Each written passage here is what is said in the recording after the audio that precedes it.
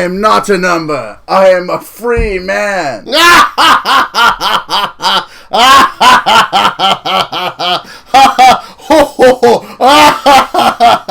I love that they just have like the extended stock footage of Leo McKern laughing, like that they just use throughout the series whenever they need the mocking laugh at the end.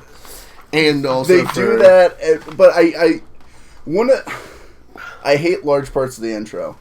But I love the fact that they have every number 2 that comes on do their own voiceover for the iconic, that part. And like, where am I? In the village. What do you want? Information. Whose side are you on? That would be telling. We want information. Information. Inflammation. You won't get it. By hook or by crook, I will, baby. Everybody out there in the wide world of sports.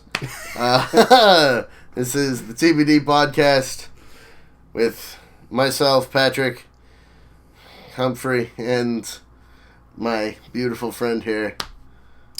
I'm Etienne because I'm not a number. I am a free man. Yes, I should say I'm number 24. One of my favorites, or 48, or 8. Yeah. Hell, number 13's fun.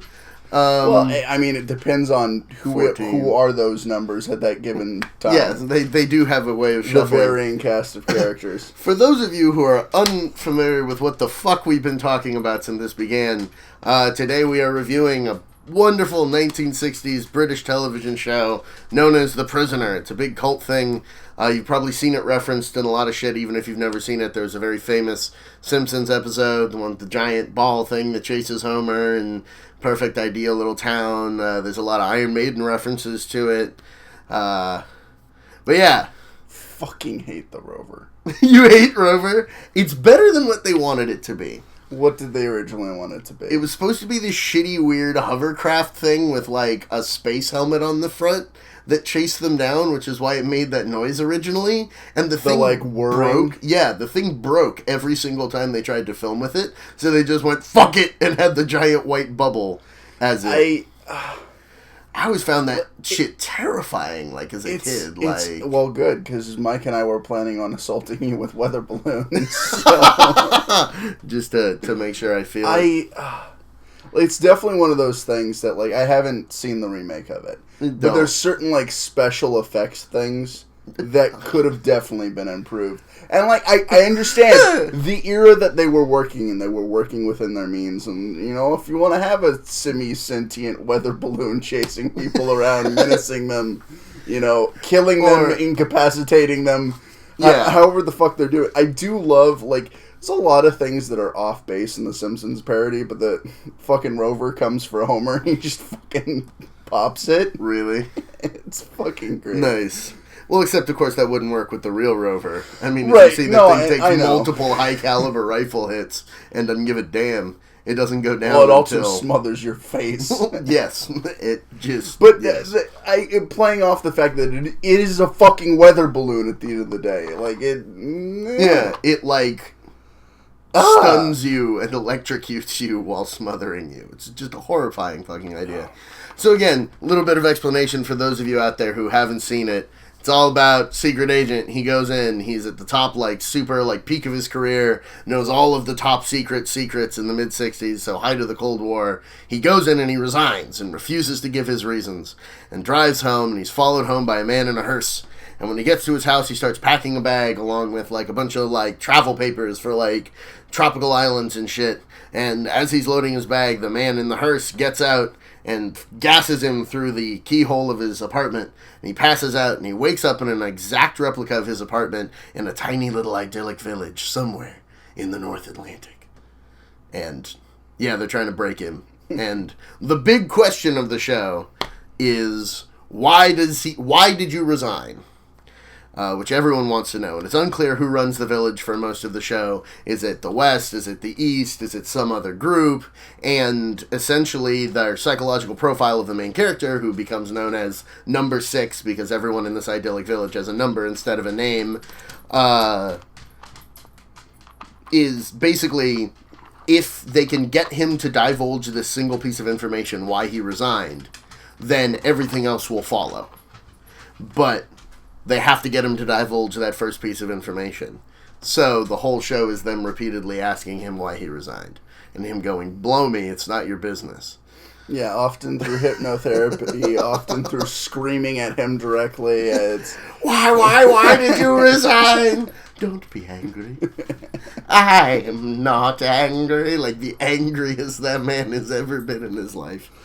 The one thing that I will say right off the bat for Patrick McGoohan is his motherfucker's voice cracks like a goddamn whip when he wants it to. Oh, like, yeah, the shit is short. There's some things with his character that, like, I really didn't buy, but, like, his voice is just fucking excellent. I do not buy the amount of ass that he kicks, and it's not simply because of the way that the show was cut. You look at him and you're like, no, you can't be, like, fighting off 3-4 motherfuckers. I mean, usually he at least goes down when he's fighting that. Oh, yeah, if there's 3 or 4 guys, they take his ass down. But, like... Unless they're playing a deeper game. That's actually something, if you notice in the show, if it's 3 or 4 guys, he always loses the fight. Unless there's a deeper game and he's supposed to win the fight. But, I mean, they make the point. He's an Olympic boxer. Like... I mean, I totally buy the fact that, like, 2 guys can be like, hey, and fuck with him, and he just, like, beats them repeatedly. That my problem is based on body type and not, like, character. Yeah, okay. My point is, like, no, the actor portraying the character, not the character. I mean, he's a fucking boxer, he's a fucking guy can kick mad ass. Like, epic gunsman, epic fencer, epic boxer. Yes. Like, you give the motherfucker a weapon, you give the motherfucker his bare hands. You give the motherfucker nothing. You leave him in his boxers in the middle of the woods, he will build a boat. I mean, that's canon, people. I mean, he wasn't in his boxers, but if he'd been in his boxers, he could have done it nonetheless. Well, you and the new number 2 would have liked to have believed that he was in his boxers. I mean, well, which number 2? Any of them. But I was specifically speaking of Leo McKern, who was the one in which you were referring. Yes, that's very true. And I do, since I just finished rewatching it again, I love that little callback to Chimes of Big Ben in Fallout, where Leo McKern is walking around being like, yeah, London, yeah, and he just spends like a fat minute staring at Big Ben while it chimes. Yep. Fun little fan thing for me.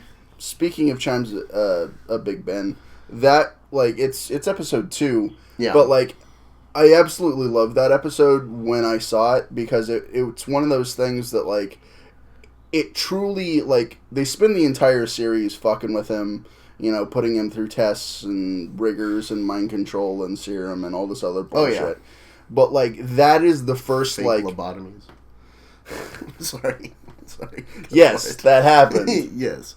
He didn't really have a change of mind. That fucking episode. But, like, that is, like, the first feeling of, like, true fucking despair. Because he thinks he gets out. He thinks that he's won. Yeah. And nope, he's still just in the fucking village. Yep. And truly that represents that, or exemplifies that feeling that's supposed to be represented by the final shot of every episode. Where you have his face shoot towards the audience and the gate slamming on his face. Why? Because it's like 65 and they were all on drugs.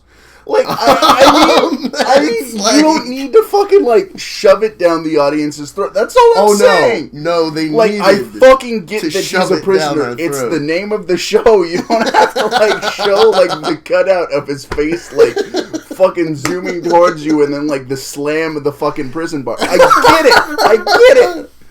But you see, you might not. They need to make sure. No, I get you. And, like, the other thing, too, is part of the reason that I hate the intro is it's so goddamn repetitive. I love what it does initially of, like, explaining the backstory without being, like, spoon-feeding it to you. Yeah. Like, I'm totally fine with having an intro to the show, like, hear what's going on. But, like, after seeing the motherfucker, like, 15 times... Okay. You're just like, I want to pull out a gun and I want to shoot myself. Alright, I'm going to sit through it so that I can see who the new number 2 is going to be. Especially, and then, like, the fucking A, B, and C when they replay it over and over during the fucking, like, mind sequences when he's being, like, fed the serum. Oh, yeah, like, just the shot of him walking down the hallway and breaking his boss's teacup over and over again. I'm like, I love that, though. Because the opening credits music is so fucking good. Like, it's so righteous. I actually sit through the opening credits to the point where he's actually in the village every single time. And then I fast forward through the chunk with the number 2 because I'm like, alright, I know all of the number 2s. There's that's the surprise. exact opposite. I fast forward the first part and then I listen to the number 2 thing every time. Obviously, I've only sat through the series once, so I might be like, oh, okay, whatever. But that's something that I absolutely loved because it introduces who the number 2 is. You get to hear the clip of their voice. And, you know, if it is a number 2 who cycles back, you know, like, that's who it is. Well, and that is really fucking cool. And definitely in earlier watch-throughs, like when I was a kid, I always watched through that chunk. I know the show so well at this point that I don't need a clue as to who the number 2 is. No, I understand. Like, which, I mean, though I do occasionally, like the, tripped out portrait of them going, "You will! We will!" And then it, zooms in on their face, every time. Such gold. But, so, overall impressions, because this is the first thing that we've actually been reviewing that I'm intimately familiar with and you are not in any way familiar with before we did this. And I've got to say, I've been waiting with bated breath to, hear your overall impressions, because it's a weird fucking show. It is. And there's a lot of things that went into the production that made it so. But yeah, I want to hear how you how it hit you. Nothing is black and white, and part of that's because the show is in color. But I only see in black and white. I really wanted to love it. There are lots of aspects that I loved, but there's so much intermingling of the love and hate. I liked what it was, the concept, the overarching, well, the majority of the overarching plot. Yeah, there's some shit that we're gonna get to later on. I don't want to be like, oh, so this is the ending right off the bat. Yeah, but the ending, I figured you'd have some issues with the ending. Everyone has some issues with the ending of that fucking show except for my father. But and fucking Patrick McGowan. Well, yeah, because he's responsible directly for it ending the way it did. It's just him jerking off for 30 minutes. Kind of. Up to 40, 48, but yes. Well, I was saying that there's some actual substantive bits to that, so I'm saying that 30 minutes of that 48-minute episode is just him jerking off. Okay. And maybe there's, 5 minutes, 10 minutes, 15 minutes, because you gotta shave off some time for, the intro and the outro, the extensive repeated montages at the end, the car tire very slowly moving towards Leo McKern's face. Yeah, somehow resurrects him. So I really like the premise of it. Yeah. I think it's an interesting show, and as interesting as it is intellectually and just the amount of sheer mind games and wit that goes into it, I think it's hard to hate the show at the end of the day. I certainly don't hate the show, but I got to a point where I was watching it, and because of the nature of how I was watching it, maybe if I'd come on it a bit differently, I might have a different feeling for the show. But it just kind of got to be the point of what are we going to do to number 6 this week? And I was just like, God, fuck. I want progress. I want to find out something about this world. Yeah. And, there just wasn't that substantive bit. And, I understand that it's the whole point of trying to break the man and the feeling of despair and the feeling of helplessness that he has in the village. But, the cast repeatedly changes, fucking every week. Yeah. It's hard to have a feeling of progress while watching it. And that's something that irked me. And as much as I enjoyed the mind game, sometimes it was just really that feeling. Whoop whoop. What are we gonna do? What are we gonna do to number 6 this week? Oh, he's not even number 6. He's number 12 now because we fucking. Or The Girl Who Was Death, which is one of my personal favorites because it's a lot of fun, but is very much whoop whoop whoop whoop whoop whoop whoop. Because it's him telling a story to children. Yeah, that's the episode. No. The last couple, at least the way that they started, the girl who was death and living in harmony. Yeah. I really liked, because at that point you're like, okay, you are breaking up the formula to an extent. Like I was like, what the fuck is going on at the start of Living in Harmony? Yeah, because and that's then what I was does. like, okay, this is wood. just an old Western saloon, and everything that was going on is basically the same. The one thing that I do love with that episode, Breaking the Mold, is that is probably the closest they get to breaking him. Because they're like, put on the badge, put on the gun, do what we say. And he puts on the badge, but won't put on the gun. And then he takes off the gun, and takes off the badge. Yeah. And also, I mean, I like the actor just fine, because he did other shit, but, like, the fucking kid in that, like, I'm gonna create a character who's a mute, alcoholic, sexually aggressive gunman. Yeah, like, I mean, I guess if that's where you want to go to in your happy place, if that's who you truly feel you are inside, by all means. You're gonna start reacting like you really were in the situation. So in the Old West, okay. Alright, Alexis Canner. Well, that's part of the thing is, like, a huge amount of the show, and I'm really good at doing this for shows that I like. I justify in terms of the fact that it is, as Leo McKern's number 2 says, it is a place where it's not just them trying to extract secrets. Mm-hmm. It's a thought experiment. Every single part of it is a thought experiment and a social experiment, and them trying to push it forward. And the people who are really deep in that organization are probably taking regular doses of massive regular doses of psychotropic drugs and playing with their own minds, because everything in the entire environment is designed to screw with your mind. I mean, that's one of the things about Fallout, is that at the end you go down and you start actually seeing the way the inner government workings of this place works, and it's just all these guys on acid in a basement ranting about philosophy. And clapping and shouting and... Yes. Just, bones, He gets so fucking tired of that song by the end of that episode. You seem like a cool dude, but I want to strangle you right now. Oh, God. But, I don't want to touch that yet. No, we'll get to that. But jumping back, and I'm sorry, I sidelined off of what you were saying, but you definitely, yes, Living in Harmony, there's some issues with that one, and yeah, Alexis Cannon, you're like, what the hell, dog? Why would you choose that? Yeah, the thing with the end of that too, when he goes back and he strangles Kathy Jones, whoever the fuck she was in James the Village, and she dies after number 6 stops her from being strangled. Oh, that doesn't make any goddamn sense. It was but a few things. She ran out of hit points. She lost the will to live. She ran out of hit points. She Star Wars dust before that was a thing. That's actually very accurate. And in my rewatch, I was something that I was noticing, and I was like, that's just plain dumb. Well, it's like when Alexis Cannon gets shot in the episode, and there's no bullet hole. And it's very clearly no bullet hole anywhere on his body, and then he collapses dead. And you're kind of like, that's... I mean, I get the British censors, they got things. Right. No, come on, meow. I could see through that. I can't see somebody getting strangled, then still being able to speak, and then dying. Though, of course, she also might not be dead.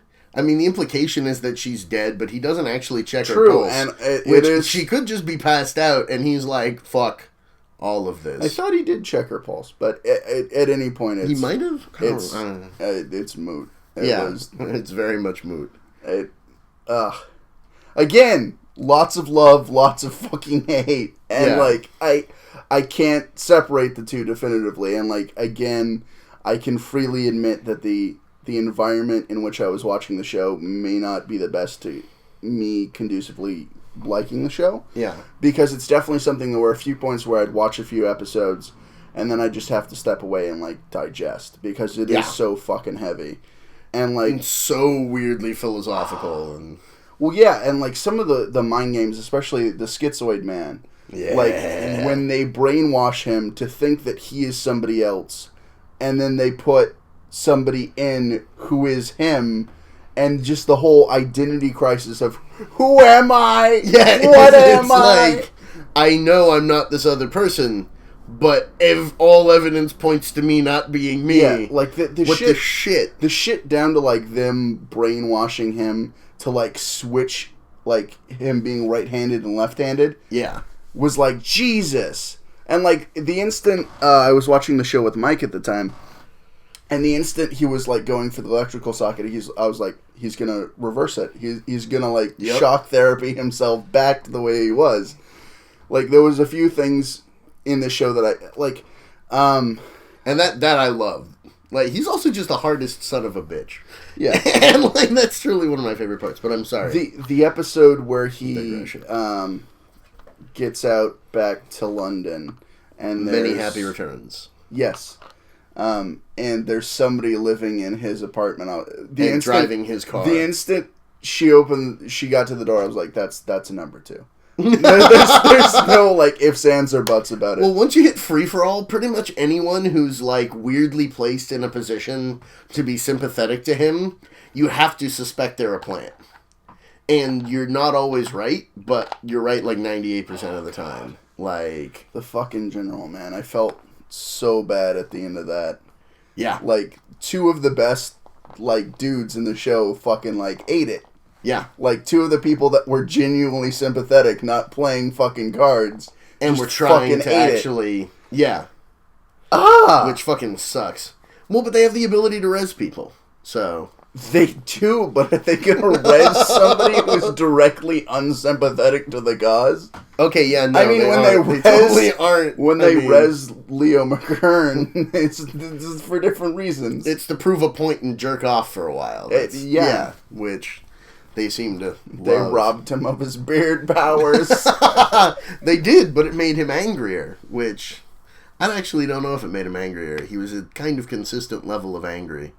Which is part of what I love about Leo McKern's number 2, is that rage and that volatility that even in Chimes of Big Ben, like, you have that insta-switch from, like, jolly, happy, motherfucker could be Santa if he wanted to. Yep. Motherfucker could also kill you if he wanted. He could be Santa, or he could be a fucking Bond villain. Yeah. Like, he has that range. Yeah. No, Leo McKern's a fucking wonderful actor. Did not get enough love outside of England. Pretty sure the only other thing that he was really, like, majorly in that anyone in the U.S. knows was Rumpole, which was... I've never fucking heard of it. It was a mystery series in England that ended up getting shown in the U.S. I think it was in the 80s and 90s. He plays a barrister. Cool. Basically, I love Leo McKern, so I followed his career, and I've read all of his interviews. And well, there's a lot of actors who come out in television who do a role really well or have such, capacity, but they don't take off for whatever reason. I mean, I know you're a big fan of Star Trek, and it always comes back to Star Trek anyways. Yeah, it does. But because Brent the Spiner, whole fucking world. Yeah, Brent Spiner. Fucking immaculate physical actor. The only thing that I know that he's done explicitly that has not been Star Trek related was voicing goddamn Conan O'Brien in the South Park movie. Okay, that I didn't know. That's awesome. The only thing I knew of him doing outside of Star Trek was Master of Disguise. That horrible... Oh, God. Fucking, was it... Who the fuck was it? It's Dana Carvey. Yeah. It was Dana Carvey after he'd, like, left SNL. And it was like, I'm gonna do a movie. Like, it was bad. I absolutely love Dana Carvey. But, like, there's a series of unfortunate events in his life. Like, he tried to have his own TV show, and, like, there was going to be a bunch of people on it. Like, Stephen Colbert was going to be on it. Damn. And, like, the pilot happened, like, directly after Home Improvement. And, like, the first joke on the show was so offensive that, like, literally millions of people tuned out, and the show got canceled. He ended up, like, getting hit by a vehicle or something, and, like, Jesus. Having, like, a bunch of money from settlement, and he was just like, I've got the grip of money, I'm gonna, like, do shit with my fam. But, like, because of the show getting canceled, because of the massive steaming pile of shit that Master of Disguise was, and because of that accident, he hasn't done a whole hell of a lot since SNL, and it's a shame because makes sense, but he was fucking funny man and a great fucking impersonator. No, I loved the work he did on SNL, and truth be told, I adore both Wayne's World movies. I do too. As dumb as they are, I really do enjoy both of them. I still, for whatever reason, the funniest moment in either film, for me, is when they take off in the van at the end of the first film. They run over a road sign and cut across the grass. And I don't know why, but something about the way they film that, every single time that I have ever watched that scene, I bust up laughing. Right on. How do you think Dana Carvey would have done as a number 2? I don't have words for you, homie. I don't. That's like you know about the cast on the new one, right? You told me about it loosely. It's one of those things that, like, I was optimistic, because I definitely do think that the show, as great as it was, and the amount of, like, psychological exploration and mind games and everything, I think it could have done with some condensing. Yeah. And some more overarching plot / through lines to tie the episodes together. And I understand that there is that disfunct, but, like, as an audience, that's something that people generally look for. Yeah. Well, the new one didn't do a much better job of that. It was only 6 episodes. Right. And there was only one number 2. That's fucking lame. Played by Ian McKellen. Okay. I knew that you mentioned that Ian McKellen was in it, and, like, we've talked recently about a number of things that Ian McKellen's done. Yes. I like Ian McKellen, but, like, he's definitely not a cure-all. He's definitely flat out ruined some things. Which is... I've yet to see anything that he's flat out ruined, other than that one chunk of audio commentary on Lord of the Rings. That is something that I was speaking to, like the fucking homosexual undertones. Oh God, to Sam and Frodo's relationship, which shouldn't be there. But again, that was, and to anyone who doesn't know about this, who's listening, if you listen through, I can't remember which film it is, but because I'm a jackass and I'm a nerd, I've listened to all of the audio commentaries on all of the extended Lord of the Rings films, and I've discovered 2 particular scenes where you can see that Ian McKellen is kind of insane. And one in particular, just, for me, is like, well, that's why everyone was making gay jokes about Sam and Frodo, even though it's not the nature of their relationship. Because he literally comes on and just goes like, yes, as an older actor, you have to support the younger actors. And I pulled Sean Astin aside, and I made sure he understood, what a touch can mean. And as a gay man, I understand that a touch can mean so much more than a touch. And, I needed to make sure that he understood that when he was touching Frodo. And I was just like, God fucking damn it, Ian McKellen. Like, that's not the nature of their relationship, for fuck's sake. Ah!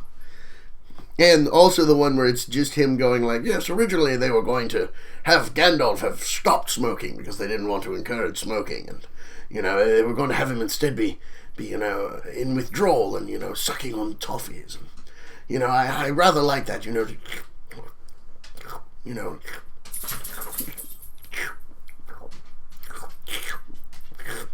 And there's like 45 seconds of him making slurping noises into the mic.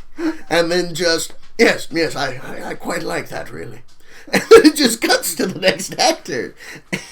Just because you like sucking on things doesn't mean that your character needs to, and just because you're gay doesn't mean that everybody in the film needs to be gay. Sir Ian, I love you, and I love your work, but what the hell? What the hell, man? Well, I was also speaking to the bit when you saw him in theater. And he fucked up the whole fucking scene because he had to drop his pants and show everyone his dick. Freakishly huge dick. I don't know if I've talked about that on the podcast, but... I don't know if you have either, but it's definitely... There was no reason for it, and you ruined the scene. I wouldn't say ruined, but it did definitely pull attention away from, the climactic King Lear monologue. Which ruins out the on fucking the scene, Patrick. Okay, yes, alright, yes. I'm trying to be generous here. I like Ian McKellen for the most part, too, but it's just like, god damn it. Well, yeah, and it literally, from the second fucking balcony, that man's dick was so manageably large that, like, you stopped. Like, you just stopped paying attention. Were you wearing the fucking thing? Like, theater magnifying spectacles? The opera glasses? No, I wasn't. And that's the scary part. Motherfucker flaccid, shit is like half a thigh, dog. And he is not a short man. He's like 6'3". Like, oh my dear Lord God, the cock on that man. But again, he didn't need to pull it out in the middle of the heath. And, I mean, that was one of his conditions for doing the run as King Lear was, I have to get nude on stage. Yeah, anyways, Ian McKellen's dick aside. Yes. The other thing that made me leery about the remake was it was done by AMC. Yeah. And I just, at this point, I don't, like, they have some things that they've done in the past. I'm not going to completely shit on the network or anything. Yeah. But, like, I don't trust them to remake or adapt a single goddamn thing at this point. Complete agreement with you. Like, if it's something that I like or that I'm interested in, I would have to have, like, 3 or 4 individual people that all like the source material come to me and say, like, oh, yeah, you should watch this before I'm giving it a goddamn chance. Like, AMC, you crapped on my heart. Well, and that's, I think that their original material has been almost exclusively top-notch.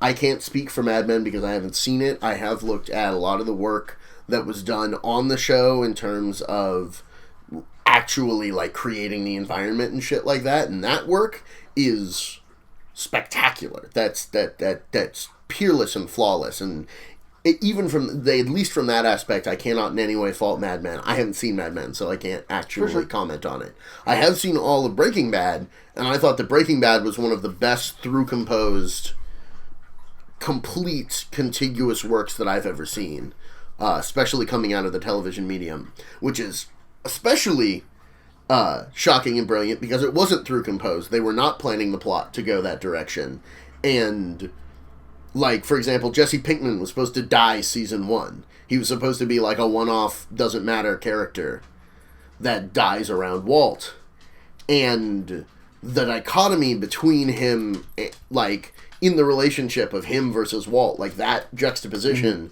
was so compelling for audiences that they kept Jesse on and made him as much of a main character as Walt was. And I thought it made the show so much stronger. But again, like, like, I love AMC's original work, and I don't watch The Walking Dead because I already know it'll make me angry, and I'm already stage 2 hypertension. I don't need anything else giving me higher likelihood of a heart attack or stroke. So I guess you're not coming to my Preacher viewing party? You get the fuck out of your house, Etienne. You will get the fuck out of your house before I do something that we'll both regret. But going back to the point about Breaking Bad, I think that's interesting, and it certainly exemplifies some of the things that you get in the writing process. Yeah. When you're working on something and you either have an endpoint or don't have an endpoint, and you get into that flow and like, this really works, let's go off of this. And you end up at such a fucking great point that just things build off of each other, and it's magic. And they truly did know when to cut that off as well. They knew how long to push it, and they didn't at any point push it too far. Even if the last 3 episodes of fucking Breaking Bad are some of the hardest fucking things to watch in the world. Well, I mean, when you're dealing with that subject material, I can't say because I've avoided Breaking Bad. I believe it's something that's incredibly well done. It's just not something that, like, interests me, so I haven't sought it out. But, like, when you're dealing with that subject material, you are going to have hard fucking episodes, hard fucking moments. Like, it needs to be that way because it needs to be real. Yes. And the show is, outside of maybe 1 or 2 moments in the entire thing, relentlessly, ruthlessly real. And does not flinch. It looks wide-eyed directly into it. Wide-eyed directly into child murder. Wide-eyed directly into meth slaves. I could go off on a whole different tangent right now. Oh my god, meth slaves? I was actually thinking of the Man from Nowhere. Oh, God. Yeah, that is another one that's unflinching. That's Korean cinema, though. And Korean cinema as a whole is fucking unflinching in its depiction of brutality. Anyways, so all of that aside, The Prisoner, I think... Unflinching in its view of Patrick McGowan's head trip. No, I think the first episode, because I really loved episode 2, because it is that first, like, intense feeling of despair. It brings in Leo McKern as number 2, who is hands down my favorite number 2. I did kind of like the jack-off who was replacing the old number 2 and the fucking plot to kill the old number 2 because he had failed the organization. Yeah. Like, I did like that number 2. But I think Leo still hands down takes the cake. Oh, hell yeah. But aside from that, I kind of got into the whole, like, you know, what are we going to do to number 6 this episode? Until Hammer and the Anvil. Because it's the first episode that really fucking flips the dynamic and shakes things up. There's the whole scene at the beginning when they go over the whole phrase, you know, the hammer and the anvil. Which one are you? You must be hammer or anvil. Oh, I see you know your Goethe. And then it starts off with number 2 saying, like, you are the anvil, I'm going to fuck you, I am the hammer. And, like, the massive, like, plot of number 6 fucking with number 2, literally driving the man to insanity. Yeah. No, and flawlessly, just every move just dropped. The pigeon, the through line with the pigeon and the box, like that whole plot. Because the whole deal with actually leaving the clock as a bomb, I am 100% convinced, was literally just because he's like, fuck, I need a box to get a pigeon so I can send a fake messenger pigeon with a message. Shit. Okay, what do they sell these boxes? Oh, clocks! Mm-hmm. Fuck yes. And then just leaves the clock and he just makes the assumption that it's the bomb. Oh, God. Well, when you're that fucking paranoid at that point, you're gonna fucking fly off the rails on that crazy train. The one part of that I have no idea what you're talking about. That did break my heart a little bit is like when he fucking like goes off on the butler. Oh yeah, because like the butler is the I'm not gonna say the sweetest man, but he's always been there for the number man. 2s, and like Angelo fucking Muscat. He's a loyal. I'm not gonna say he's loyal to the cause, but he's loyal to number 2s. He knows his place and. He's very unflinching in what he does. But the fucking, like, get out of my house! Oh, you too! And, like, goes to hit the butler and he just stares at him. Like, that's my favorite part of that scene is the butler just being like, alright, bro, you'll be gone in, like, 12 hours and I'll be back. Like, y'all don't last. I last. Which is also one of my favorite shots in the whole series is in Fallout, when they all just, like, explode out of the lower reaches with the machine guns, is Angelo Muscat bringing up the back with the machine gun, like, dropping assholes, like, straight strafing the room, just, like, murders, like, 30 guys. So good. To All You Need Is Love. That, okay, out there, if you're watching this, if for no other reason you should watch this series, because there is a scene in the final episode of, like, 4 guys in white robes with happy face, sad face masks on, murdering, like, 30 dudes in, like, if you've ever seen that one music video for Take On Me, they basically dressed like the guys with the wrenches who were chasing him through the maze. Killing, like, 30 of those guys to All You Need Is Love. While everything explodes. See, just beautiful. To me, that was a major breaking point I had with that episode. You were just like, I'm done. I thought it was over the top and kind of broke the flow of the tension, what was going on. Oh, completely. At that point. And I fucking hated it. Like, there are other things that are going on with the scene that, you know, yes, you know, that epic breakout and everything is wonderful. But, like, that fucking... Why? I found that just so fucking funny.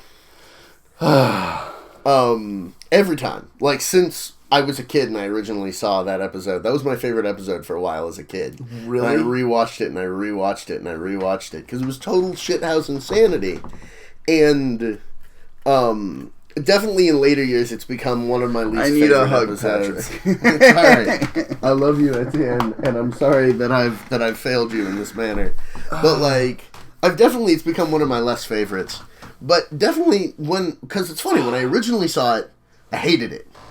And then I got really into it because it was crazy, wacky weirdness, and I was like 13. And I was like, it's just so crazy! And then I rewatched it like 30 times. And then after that, I was like, this episode was kind of bullshit. But yeah, I think it's interesting to, from our viewing points of the show, that like what endeared you to it as a child is kind of like everything I hate about it as an adult. Some elements, I think, definitely. I definitely always loved the spy through line, the actual spy through line. Which there's actually a fan sequence of the episodes. It's commonly believed by the fandom that the episodes take place out of chronological order from the air order. Okay. So, obviously, first is Arrival, and the last two are Once Upon a Time and Fallout. But pretty much all the rest of them are in a different order. For example, number 6 has a whole bunch of knowledge in Chimes of Big Ben that indicates that he's been there for much longer than just maybe a few weeks. Like, it's on the earlier end of the series, but the whole thing is laid out. There's, like, full fan timelines online where you can look up. It's like an 18-month long thing of him being stuck there. He's over there for a goddamn year. I mean, when he gets out and he's dealing with his fiancée and, like, it's been, like, you know... Yeah. It was going to be her fucking birthday party. Oh, you remember, like, you showed me the dress and, like... that whole bit, and like it's been a year because it's her fucking birthday again. Yeah, God, do not forsake me, oh my darling, is a weird one. And that too. I mean, like, there's some ambiguity with the end of the episode, but like, if the chief of his secret service, the captain or the colonel or whatever the fuck his actual thing is, if he had anything to do with that, given the fact that like his daughter is fucking engaged to that man, is like truly fucking despicable. Yeah. Oh yeah. And it's unclear whether or not he knew. It is. And that's, I mean, for me the big thing going into the end is that you assume it's either going to be the West or the East that's running it. I don't think it's either. I think it's an independent group. Right. That when the Cold War came about at the end of World War II was like, this is untenable. And eventually these two sides are going to look at each other. And that's the whole talk that Leo McKern gives about what happens when the two sides look in the mirror and both realize that they're looking at themselves. Right. And there's also a lot of, like, through lines about how society is supposed to be run. Yes. And one of the elements that I enjoyed about the end was them kind of offering to hand over the reins to number 6. And be like, you've shown us the triumph of the individual. You are somebody who truly believes in the power of the individual free will. Like, show us, lead us. We will be the embodiment of your free will. Yeah. Which is something that I really loved, because at the end of the day, there's a lot of fucking psychological, mental experiments, etc., etc.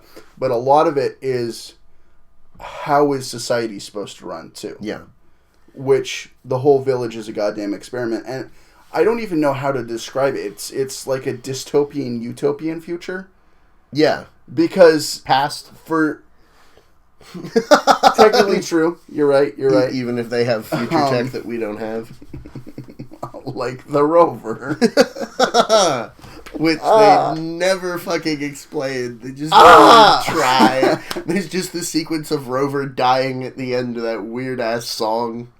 Yeah, like the first time I saw it, I was like, what the hell is going on? And I was like, okay, this is, for lack of a better term, your high-end security defense force. Great. Fucking whatever. That isn't a bunch of beefy assholes in striped shirts.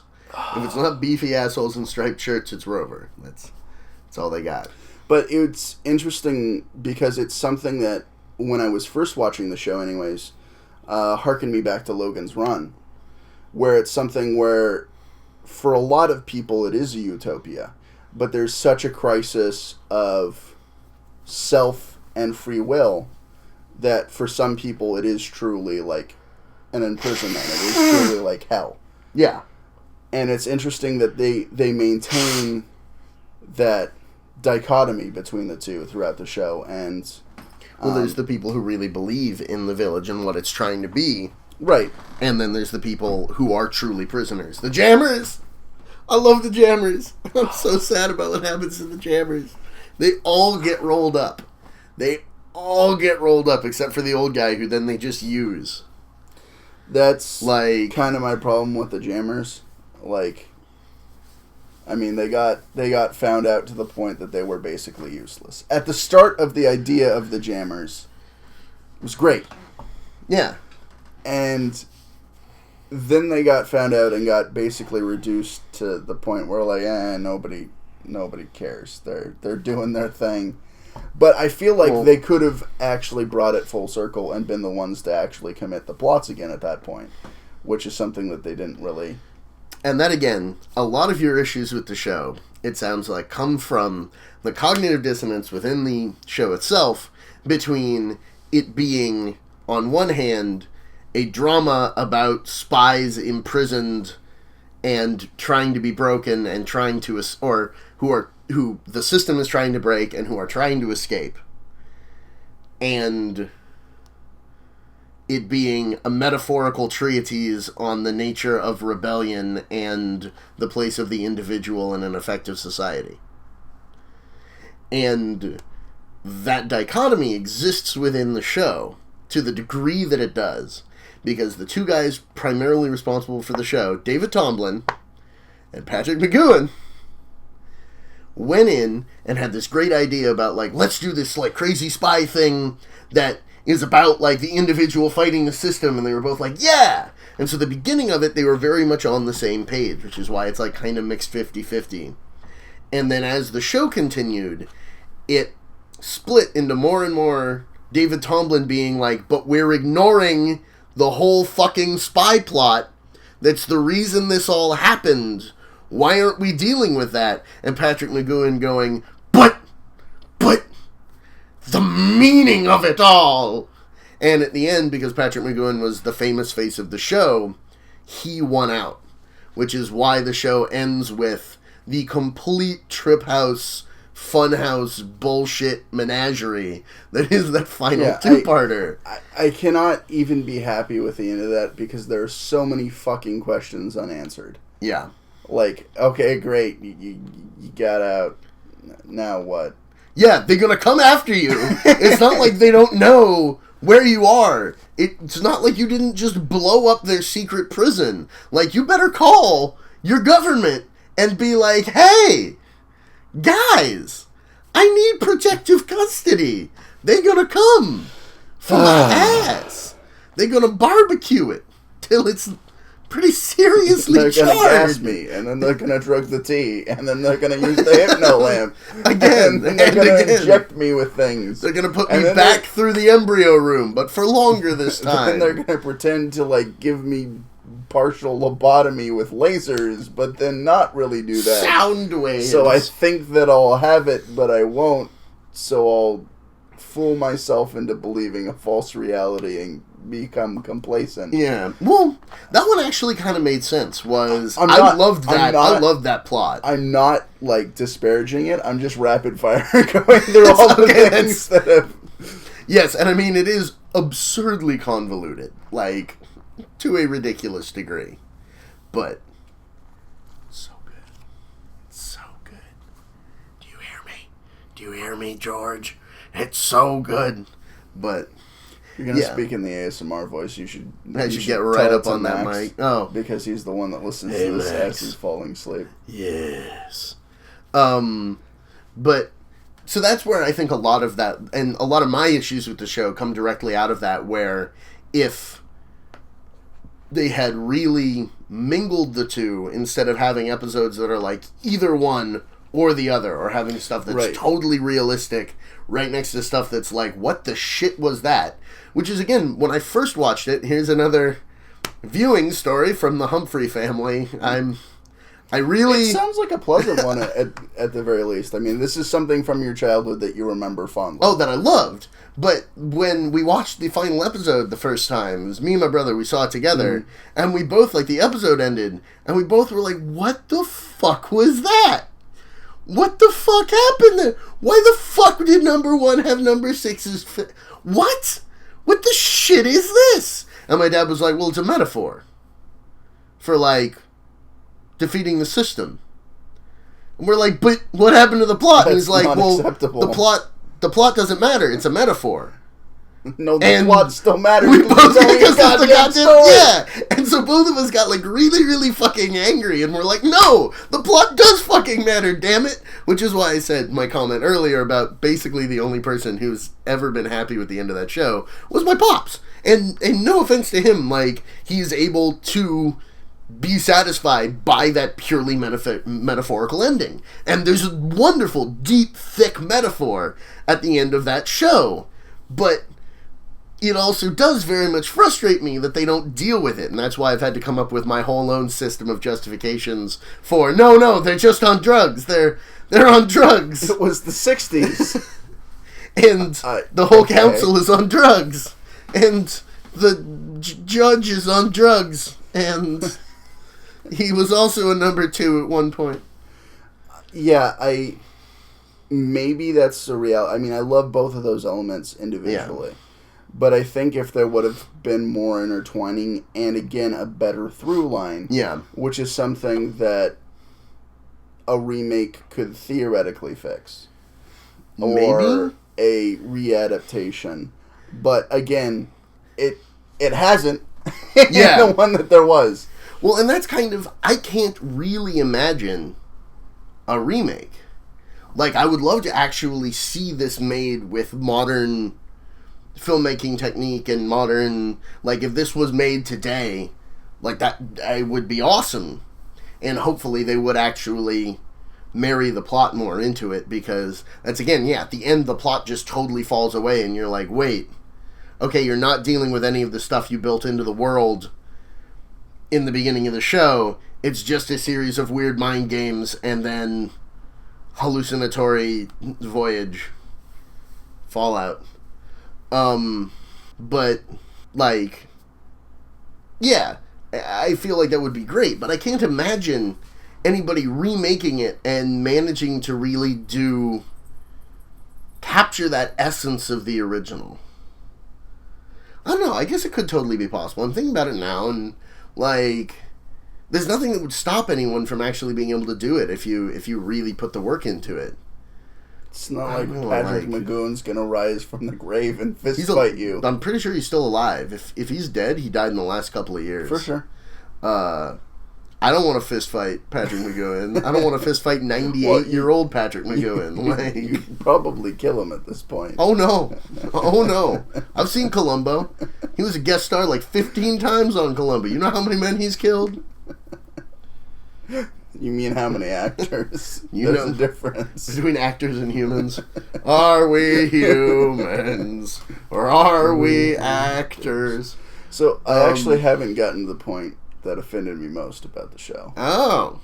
The goddamn gym. The goddamn trampoline. The trampoline game. Oh, show. It is hands down the worst sport I've seen in anything ever. Bow, bow, bow, bow. It's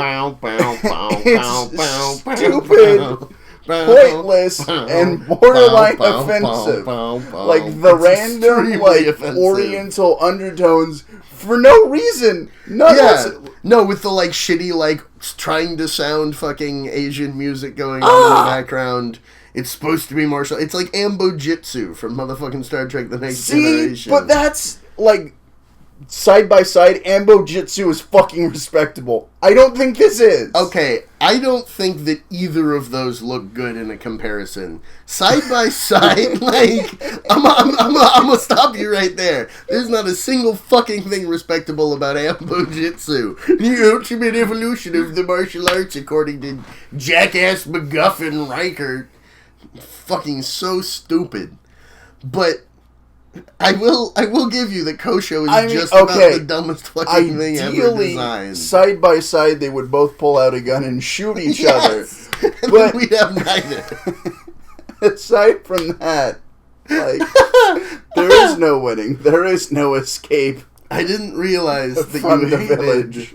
That. I mean, it totally makes sense that you hate Kosho.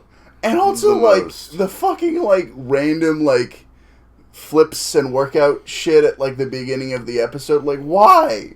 Why? Which one? The first one that has Kosho, or whatever the fuck it is. Oh. He's working out in, like, the forest, and then he gets, like, accosted by the dudes. Yeah. I'm just like, there's no reason for this. Does that change your mind? Maybe. No, because it's before. Change your mind is after Hammer and Anvil. I rely on you for these kinds of things, Patrick. I think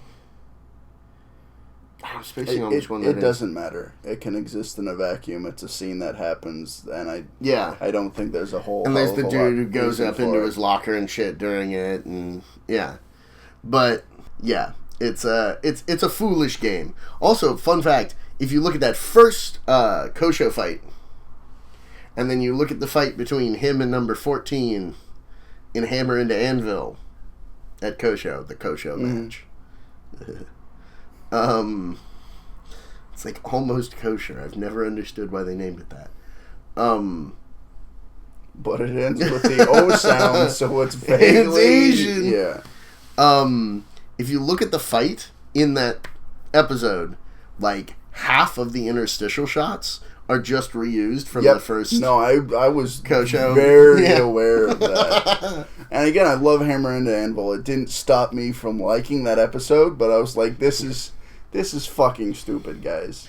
I'll kill you! Will you? Just hucks him out the window and goes back to listening to the music. Sorry, I had to rant. I understand, but Kosho is dumb as hell. All in all, like, I do like the show, but it's not something that, like, I have a definitive, like, viewpoint on, because it is very much that mixed love and hate. And I'd love to see how your opinion evolves going forward, because it's a show that takes time to digest, and I do think that it benefits from repeated viewings over time.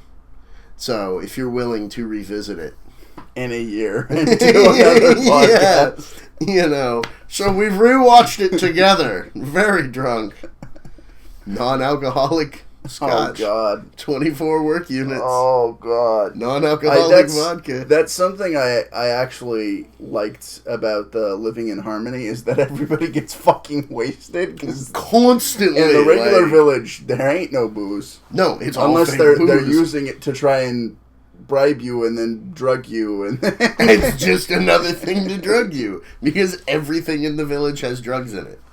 It's also just something that I came to accept, is like, they're just regularly pumping psychedelics into the fucking water supply because they can, and thought experiments. It's not quite the men who stare at goats that, like, don't eat the eggs. There's LSD in the eggs. There's LSD in the eggs. I also put LSD in the water, but we're drinking the water. I know. I love that movie. By the way, that's one I gotta rewatch. Men Who Stare at Goats. I miss that film. I mean, it's not like it's gone away. It's not like Shut up! Banned media. Yes, it is. It's not like we live in the village and it's as forbidden about asking, like, questions. We're gonna play this aggressive march at you until you smash the fucking radio. Oh, God. So good. But I mean, I definitely feel the show definitively has its issues. But I still think that it is, in a lot of ways, a seminal work of 60s television. and is something that is totally unlike anything else that's ever been made. I can buy what I know of those points. I'm not super familiar with a lot of 60s television, so I don't have like something to judge it against. I know that you are much more versed in that era of television, so I will at least buy your point on it. And like I said, there's definitely a lot of stuff that could have been better, but they were working within their means, which is definitely a product of the time. And things that are just whacked out and weird, which were also a product of the time. Yeah, very true. Though I think we can both agree that we should definitely visit the village. Yeah. It exists. Well, wasn't that the whole thing about, like, Jack Off McGee's Resort or something? Oh, yeah, it's a small resort town in Wales. Right on. You can go there. It's essentially perfectly preserved from the show, other than the fact that the big green dome isn't green. Most of the time, they just painted it. Do they have, like, those brightly colored umbrellas? And no. Fuck no. The umbrellas? Do they have, like, the shitty, like, chopped up, like, Jeep taxi things? No, they don't. Those were brought in specially, direct from London. But everything else is original. Do they have helicopters where if you try to leave on them, they will remote control them to come back at you? Which, son of a bitch, that's a hell of an invention. And also kind of a plot hole in Do Not Forsake Me, Oh My Darling, when at the end he flies away and they're like, he's free! Until they make the helicopter fly back. Yeah, well, I'm guessing that it has a certain amount of range. Oh. So hopefully it was outside that range. Yeah, I don't... They didn't, like, explicitly go into the dynamics of how the motherfucker worked. But I'm pretty sure it's some sort of, like, radio wave or some sort of electronic signal or something. So I'm guessing whenever you get out of a certain area, 20 miles, 50 miles, whatever the fuck it is, that you're essentially home free. Yeah. Again, he does make the point, too, that, like, they will find me. This is the organization that will hunt me down. They know at the end of the day. And the point the number 6 makes is like, yes, but like this at least buys you some time. You can figure out where you want to go, what you want to do. You can make peace with things. And instead of being assassinated right now. Which, yes. Well, and also, I'm fucking on top of that, this is the man who figured out how to transplant brains from body to body with lightning. Yeah.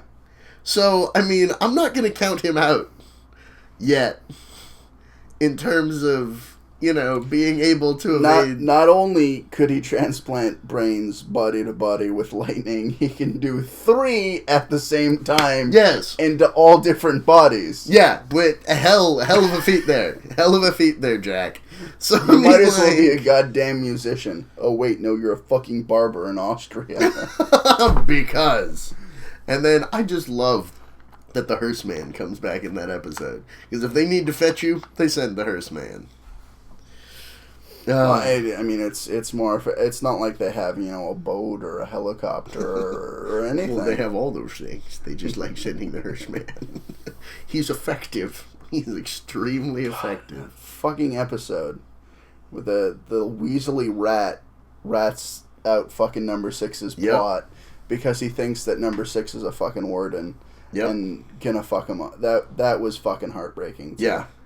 Checkmate is one of my favorite episodes and one of the hardest ones for me to watch because they come just so close to actually shutting it down. And they can't because of Jack Off Magoo. And he's a pansy. Also, I fucking hated the Queen in that episode. Admittedly, she did get fucking mind controlled and... Yes. But, it's like, turned into the worst fucking character. Yes. There's a lot of those, unfortunately, throughout. I gotta mention here, since we're talking about flaws in the show, my least favorite episode, by a large margin, is Dance of Death. I don't know if I'd agree with that, but I certainly agree that it is not one of my more favorite episodes. I also wasn't big on the number 2, and I think the number 2, in terms of the show, goes a lot to helping or hurting the actual dynamic. Oh, yes. I very much agree. And in that one, she's an interesting number 2, but it's too all over the place. It is. And it combines both some of my favorite actual plot-related material in the entire goddamn show. Specifically, the whole deal of the body washing up and the fact that the way that they sell it, that he didn't just disappear. This is his dead body that was found. They put his documents on it. They make sure it's found. Like, that whole through line, that thing, all of the stuff with his homie who's going to be executed and has been brought in. Like, all of that world building, I think, is amazing. And then 2/3 of the way through the episode, it just takes a right turn directly into the funhouse. And then the rest of the episode is the funhouse and doesn't make a fucking lick of sense. And I also want it to be made clear that the number 2 in that one is female, but that doesn't mean that there haven't been good female number 2s. Oh, no. I absolutely love the one where she's the maid the whole time, and then there's the reveal at the end of, free-for-all, where he's just, like, broken on the floor, and she's like, "We gonna get you. This was all just to fuck with your day." That's the end of the episode. She's amazing. I love, like, basically every other female number 2. I think there's only 2 or 3 others. Other than Dance of Death, because I just fucking hate that. Well, yeah, there's the one, where he goes home the first time. Yeah, Many Happy Returns, which is a great episode, and she just schools him. Like... Again, I watched enough of that show back to back to back that I was like, you're a number 2. You're number 2. I'm aware of this now, but, yeah, no, like, she's not one of my favorite number 2s. She's better than both the number 2s in episode 1. I think both the ones in number 1 are kind of shit. Okay. The second one's aight, but, like... It is a difference of opinion, much like we've had for most of this podcast. Again, it's true. I like the show. There's a lot to like about it, but there's also so much hate in me. Yes. And I definitely understand that. And at least for me, a certain amount of it always goes to Alexis Canner. Because I really enjoy some of his work. I just hate every word that comes out of his mouth in Fallout. I want to slap him the entire episode. But I also... Living in Harmony, he's such a weird, creepy part of that whole episode. He does a great job. Like, I love him in that. That is one of those things that threw me for a bit, because the first time I saw The Kid, which is also such an inventive name, thank you guys. Yeah, he's truly working hard. But the Kid, the Judge! You know, at that point, you know, you're definitely trying to read through things. You're jumping to conclusions in terms of, like, who's the number 2, what the fuck's going on. I thought he was the number 2 at first. It becomes very clear that he's not. Yeah. But, like, there was at least that, like, point of, like... Is he? What's the deal with this? And that's, the Judge is very much the... But, if you noticed, he's also in The Girl Who Was Deaf. The photographer at the theme park. What's your game, Sherlock Holmes? I'll beat you black and blue. Yeah, You'll never pick... I'll tear off your arm and beat you over the head. No, I'll tear off your leg and beat you over the head with it. You'll never pick up your teeth with a broken arm. That's... I love all of that. No, and again, pre-Fallout, he had some great things going on, and you see him in Fallout, and you're like, oh, there's a familiar face. That's cool. Wait. And you're just being the doofy singing guy the whole time, and I just want to strangle you. Yeah. Cordless phone, which isn't even possible, but I'll make it happen. No, just beat him with the giant red phone from A, God. B, and C. Just repeatedly bludgeon him to the floor with it. Oh, anyways, I think we're rambling, coming to a close here. For sure. Rambling, gambling. As long as we're not nambling. Yeah, no, we're not. I was about to be like, nambling. Oh, no, we're not nambling. Yeah, I heard the first part of that come out your mouth, and I was like, no. As much as I love Marlon Brando, neither of us look like Marlon Brando. No, I don't do... we could probably do late Brando impressions, but you'd have to shave, and we both just have to learn to hate ourselves. learn. Okay, no, I mean, this is something that is well established. But to all those people out there who don't hate yourselves, we wish you good night. And remember, be seeing you.